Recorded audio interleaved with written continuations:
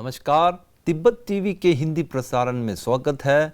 Tibet TV के साप्ताहिक हिंदी समाचार में हम दर्शकों को परम पावन दलाई लामा, वर्तमान तिब्बत के परिस्थिति, निर्वासन में तिब्बत तथा तिब्बत मुक्ति साधना के संदर्भ में जानकारी प्रस्तुत करते हैं। आपके साथ मैं हूं तेंजिन पेलजोर।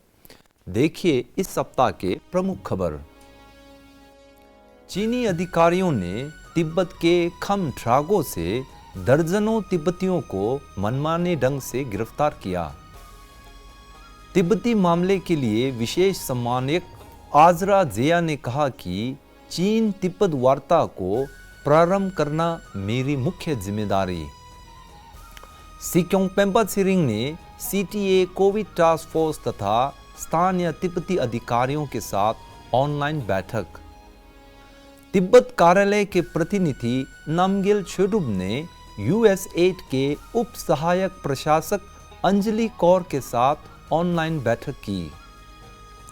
निर्वासित तिब्बती सांसद के संसदों का भारत स्थित विभिन्न तिब्बतन सेटलमेंट में आधिकारिक यात्रा।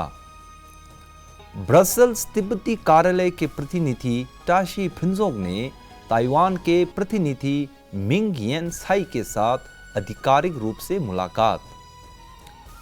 गेशे लोब्सांग थुंडुप और प्रतिनिधि मुडुप दोरजी ने दक्षिण अफ्रीका के लिम्पोपो में अंतर धार्मिक प्रार्थना सभा में भाग लिया। अब सुनिए समाचार विस्तार से।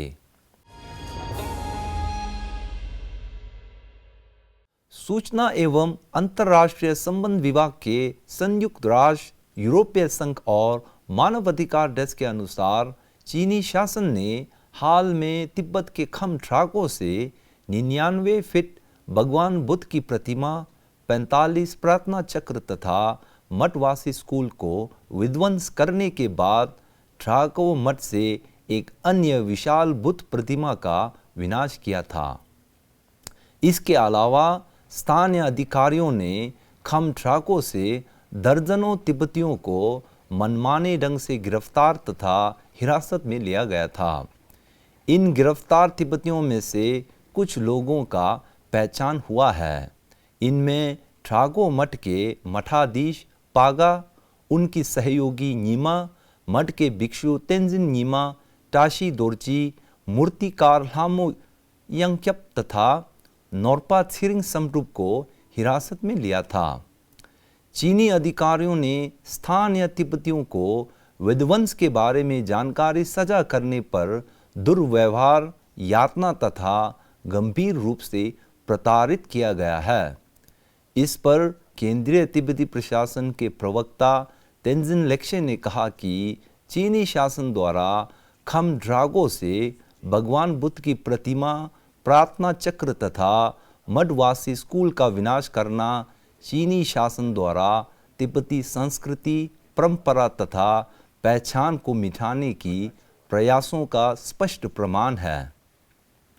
आज सुबह अमेरिका सरकार के तिब्बती मामले के लिए विशेष सम्मानक आजरा जेया ने तिब्बत टीवी के संवाददाता तेंजिन छिमी के साथ एक ऑनलाइन साक्षात्कार में भाग लिया था।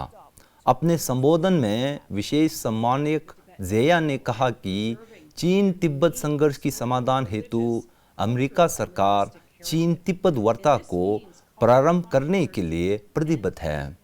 अमेरिका सरकार चीनी लोक गणराज्य को परम पावन दलाई लामा जी के प्रतिनिधि के साथ सीधे वार्ता करने के लिए आह्वान करते हैं।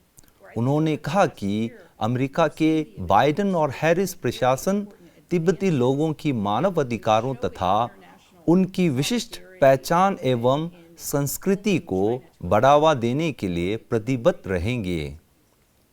With respect to meaningful and direct dialogue, this is a cornerstone of, of the special coordinator role and something that I will continue to call for. And ultimately, we believe that a negotiated agreement that leads to meaningful autonomy for Tibetans and ensures that they can preserve their religion, their culture, and their language, this provides the best hope for long-term stability in the region.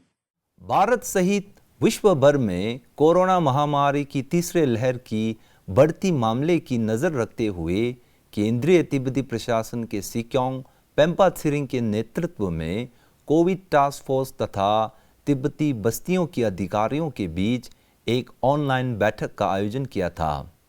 इस बैठक में मुख्य रूप से तिब्बती समुदाय में corona की तीसरी लहर को फैलने से रोकने तथा सावधानी बरतने पर चर्चा की। इसके साथ ही 16वीं कक्षा का कोविड संबंधी दिशा निर्देश जैसे तिब्बती लोगों को कोरोना टीका उपलब्ध कराना, कोरोना से संक्रमित लोगों को चिकित्सा सेवा एवं उपकरण की आपूर्ति कराना तथा इससे प्रभावित जरूरतमंदों को राहत एवं सहायता प्रदान करना पर जोर दिया गया है। गत 10 जनवरी 2022 को वाशिंगटन तिब्बत कार्यालय के प्रतिनिधि नामग्याल छोडुप तथा सचिव ताशी थुंडुप ने US agency for international development अर्थात यूएसएड के अधिकारी अंजलि कौर, थियोडोरा डेल, जोल टेलर, जेनिफर लाउरी तथा मैगन मैक्लोवलिन के साथ ऑनलाइन बैठक में भाग लिया था। इस अवसर पर दक्षिण और मध्य एशिया के निदेशक थियोडोरा डेल ने भारत तथा नेपाल में तिब्बती समुदायों के लिए यूएसएड की कार्यक्रमों के बारे में जानकारी साझा की। उप सहायक प्रशासक अंजलि कौर ने यूएसएड की पूर्ण सहयोग का आश्वासन देते हुए कहा कि केंद्रीय तिब्बती प्रशासन के साथ कार्य करने और जल्द ही व्यक्तिगत रूप से मिलने की इच्छा प्रकट की। अपने संबोधन में प्रतिनिधि नामग्याल छोडुप ने यूएसएड द्वारा भारत और नेपाल में रह रहे तिब्बती समुदायों के प्रति निरंतर सहायता देने के लिए आभार प्रकट की। इसी जनवरी महीने से निर्वासित तिब्बती सांसद के सांसदों ने अपनी वार्षिक कार्यक्रम के तहत भारत और नेपाल स्थित विभिन्न तिब्बतन सेटलमेंट का आधिकारिक दौरा शुरू किया था। इस यात्रा का मुख्य उद्देश्य तिब्बती लोगों के साथ मुलाकात कर केंद्रीय तिब्बती प्रशासन की नीतियों तथा निर्वासित तिब्बती संसद के कार्यों के बारे में जानकारी प्रस्तुत करना है। साथ ही स्थानीय तिब्बतियों की समस्याओं तथा परेशानियों की वास्तविक स्थिति का निरीक्षण करके कार्यपालिका के समक्ष रखना है। इस आधिकारिक यात्रा में सांसद थुंडुप टशी और सांसद फुरपा दोरजी ने उत्तर पूर्व भारत के तिब्बती बस्तियों का दौरा किया था। सांसद तेम्पा यारफेल और सांसद पेमा छो ने दक्षिण भारत के विभिन्न तिब्बतन सेटलमेंट का आधिकारिक दौरा किया था। सांसद कुंगा सोतोप और सांसद ngudup दोरजी दक्षिण भारत स्थित तिब्बती स्वेटर सेलर के साथ मुलाकात कर रहे हैं। सांसद जाम्फेल तेंजिन और आटोंग ग्याल्सेन उत्तर भारत के तिब्बती बस्तियों का दौरा कर रहे हैं और सांसद जुजेन कुंजोक और सांसद अटुक सेतिन हिमाचल के तिब्बतन सेटलमेंट का यात्रा कर रहे हैं। इसके साथ ही निर्वासित तिब्बती सांसद के अध्यक्ष खेम्पो सोनम तेम्फेल ने यूरोपीय संसद के अध्यक्ष डेविड सासोली के निधन पर केंद्रीय तिब्बती प्रशासन और तिब्बती लोगों की ओर से उनके परिजनों को संवेदना प्रकट की है। ब्रसेल्स तिब्बत कार्यालय के प्रतिनिधि ताशी फुनसोक ने ताइवानी प्रतिनिधि मिंग यन छाई के साथ उनके कार्यालय में औपचारिक भेंट की। यह मिंग यन छाई की अपनी कार्यभार संभालने के बाद प्रतिनिधि ताशी के साथ पहली व्यक्तिगत मुलाकात है। बैठक के दौरान प्रतिनिधि ताशी ने चीनी दमनकारी शासन में तिब्बत, पूर्व तुर्किस्तान, दक्षिण मंगोलिया, हांगकांग तथा ताइवान में बिगड़ती मानवाधिकार स्थिति के बारे में जानकारी साझा की। उन्होंने ताइवान के लोगों के प्रति अपनी एकजुटता व्यक्त की जो चीनी के सैन्य खतरे से हर दिन सामना कर रहे हैं। प्रतिनिधि मिंग ने तिब्बतियों के प्रतिनिधि का धन्यवाद प्रकट करते हुए मानवाधिकार उल्लंघन सहित क्षेत्र में चीन की नीतियों द्वारा प्रस्तुत विभिन्न चुनौतियों और अवसरों का अवलोकन दिया।